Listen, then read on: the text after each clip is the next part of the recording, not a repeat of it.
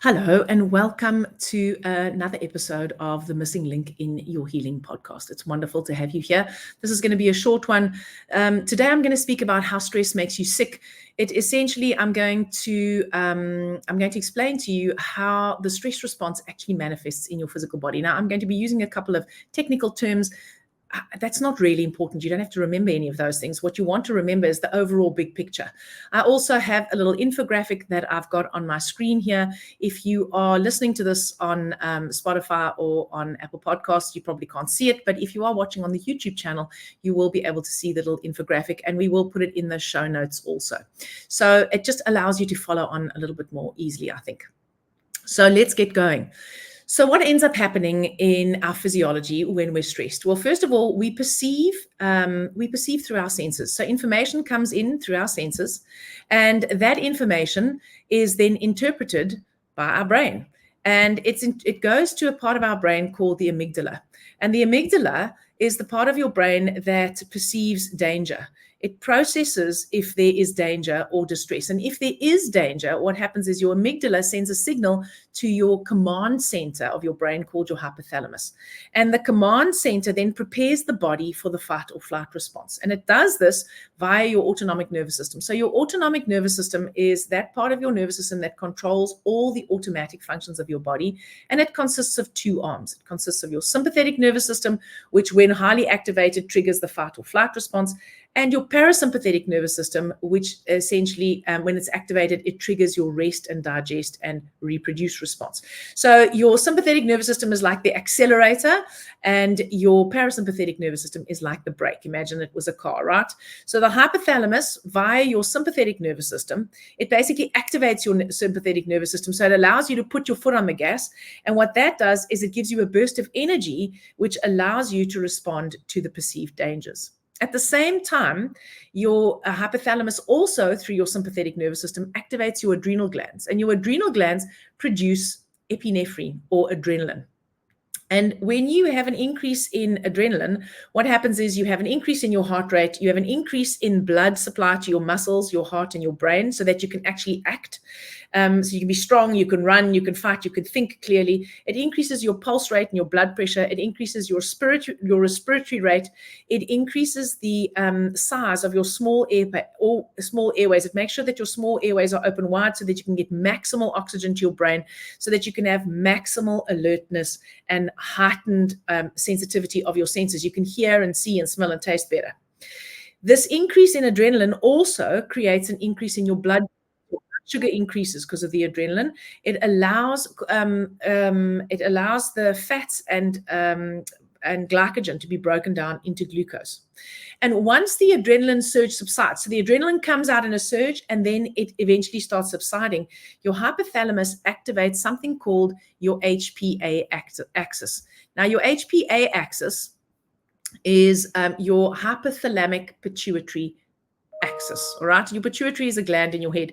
So what happens is your hypothalamus sends a releasing hormone, a triggering hormone called corticotropin releasing hormone to your pituitary glands. Your pituitary gland is your master gland, and your pituitary gland then produces adrenocorticotropic hormone, and it sends that to your adrenals. So basically your adrenals are being stimulated in two ways. One through your nervous system, through your sympathetic nervous system, and the other one through your endocrine system. So now you've got your nervous system and your hormones acting in tandem. So the ACTH, the adrenocorticotropic hormone, stimulates your adrenal glands to produce cortisol. And cortisol helps to keep the body revved up and on high alert. So once the threat passes, what's supposed to happen is your cortisol levels are supposed to drop. And now your parasympathetic nervous system kicks in and it puts the brakes on your stress response. The problem is that our stress doesn't operate that way anymore. It doesn't operate in little, when I say little, it's not like, we were walking in the savannah 2,000 years ago and we see a lion, all right? And because we've seen the lion, we now either run away from the lion or we kill the lion. Either way, within sort of 10, 15 minutes, it's all over. And that cortisol starts dropping and the brakes start getting put on.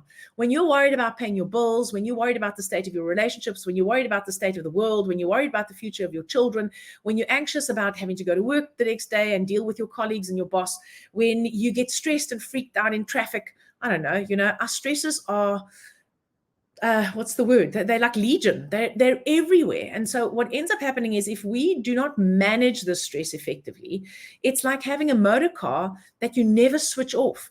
You park it in your garage maybe when you get home and you finish driving it, but you don't turn the motor off. You keep the motor running. And what ends up happening is you have more and more wear and tear on the motor, and ultimately your car's going to break down much sooner than what it would if you just allowed it to rest in between using it. When we have these constant adrenaline surges, a couple of things happen. One is that eventually your adrenals can get completely exhausted and you can't actually produce enough of this. And that's when we're sort of heading into burnout territory. But these constant or persistent surges of adrenaline or epinephrine result in damage to our blood vessels. Now, your liver makes your liver makes cholesterol in order to repair damaged blood vessels. So the more damage you have in your blood vessels, the more cholesterol you're going to make in order to compensate for that. Cholesterol is also a building block of many hormones. So when you use too much of these hormones, you also produce more cholesterol in order to replace the hormones, right? So you have an increased risk of damage to your blood vessels, which means that you very often have an elevation in cholesterol. You have an elevation in your blood pressure, and you have an elevation in clotting. You have more clotting factors because when the body prepares for stress, it prepares for injury. And one of the things we need to do is we need to clot faster so that we don't bleed to death, right? So we have increased clotting, we have increased blood pressure, we have increased blood vessel damage. And all of those things together can increase our risk for heart attacks and strokes. It also, chronically elevated cortisol also creates chronically elevated blood glucose, which means we have to produce more insulin. And insulin helps to lower the glucose, but it also increases our fat deposition. And in the long term, this can lead not just the fat deposition, but this elevation in insulin as a consequence of the elevation in blood sugar, because the cortisol is always high, is ultimately going to lead to conditions such as insulin resistance and or type 2 diabetes. Now, one of the most common chronic lifestyle illnesses that we have is metabolic syndrome. Metabolic syndrome is a triad of high blood pressure, high cholesterol, and diabetes. So, abnormally high blood pressure, abnormally elevated cholesterol, and abnormally elevated blood sugar gives us metabolic syndrome. And insulin is an inflammatory hormone, so it increases our levels of inflammation.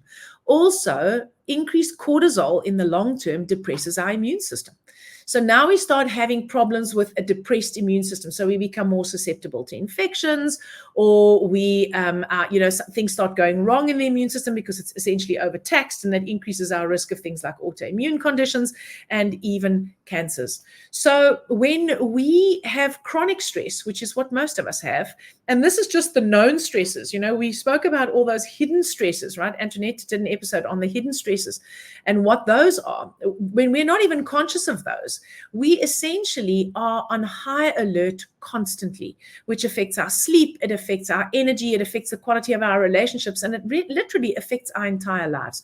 So it's really important that we not just manage our stress, but that we realize what's causing our stress, that we become self-aware so that we can manage our stress more effectively. And the last thing I want to say is that in the mind-body connection, there's a connection between our adrenal glands, and that your adrenals are paramount in this response, right? Your adrenals produce the epinephrine, the adrenaline, and the cortisol, and all of the rest. So there's a connection between adrenals and purpose. Your adrenal glands and your purpose. And by this, I don't mean the work that you will do in the world and that you have to have a big life purpose. That's not what I'm talking about. I'm talking about how purposeful you sense your life is. Does your life have meaning? Does it have meaning for you, and is it fulfilling? Because if it doesn't have meaning and it doesn't have fulfillment, that in itself is a chronic stress.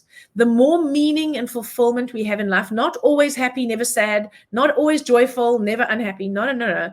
Meaning and fulfillment, not the same as constantly happy. The more meaning and fulfillment we have, the healthier our adrenal glands are. The healthier our adrenal glands are, the more we can actually regulate our stress. So I hope that you have found this useful. If you are watching on YouTube, I'd love to hear your comments. Otherwise, you can drop either Antoinette or myself an email. We will put the little infographic. I'll make sure that they're in the show notes so that as you're listening, you can follow along on the infographic. I hope you guys enjoyed this episode, and I look forward to sharing more health and healing tips with you.